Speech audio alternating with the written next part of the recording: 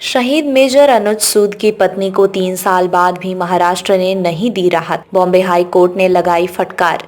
ये निर्णय सीएम को प्रशंसा दिलाएगा। गुरुवार को जस्टिस गिरीश कुलकर्णी और जस्टिस फिरदौश पुनीवाला को बेंच ने कहा कि राज्य सरकार के पास त्वरित निर्णय लेने के साधन हैं। शहीद के परिजन को राहत देने में चुनाव बाधा नहीं हो सकता है।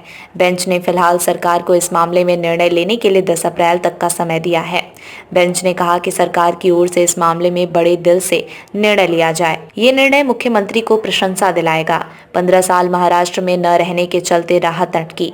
इससे पहले सरकार ने सूद की पत्नी को सरकारी योजना के तहत आर्थिक लाभ देने से इनकार कर दिया था। सरकार के सैनिक वेलफेयर विभाग ने शहीद की पत्नी को इसलिए लाभ के लिए अपात्र ठहरा दिया था क्योंकि उसके पति लगातार 15 सालों तक महाराष्ट्र में नहीं रहे थे और उनका जन्म महाराष्ट्र में नहीं हुआ था। विभाग के इस असंवेदनशील रवैये के खिलाफ आकृति ने हाई कोर्ट में याचिका दायर की है। बहादुरी के लिए हुए थे सम्मानित। 30 वर्षीय मेजर सूद 2 मई 2020 को जम्मू कश्मीर में आतंकी ठिकाने से बंधक नागरिकों को बाहर निकालते समय वीर गति को प्राप्त हो गए थे।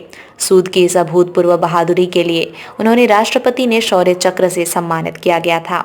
याचिका में मेजर की पत्नी ने दावा किया है कि उसके ससुर भी सेना में थे, इसलिए पति का जन्म कर्नाटक में हुआ था।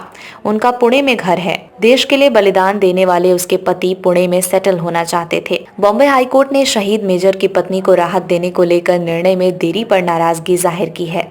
कोर्ट ने कहा कि सरकार कुछ मुद्दों पर बिजली की गति से फैसले लेती है, लेकिन शहीद की विधवा को राहत देने में अपने कदम क्यों पीछे खींच रहे हैं।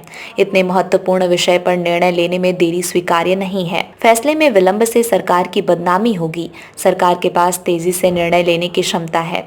मुख्यमंत्री के लिए तो ये एक बहुत छोटा मुद्दा है। कोर्ट में 30 वर्षीय शहीद मेजर अनुज सूद की पत्नी आकृति की याचिका पर सुनवाई चल रही है। याचिका में सूद की पत्नी ने याचिका में सरकार के 2000 और 2019 के जीआर के तहत आर्थिक राहत देने का निर्देश देने की मांग की है।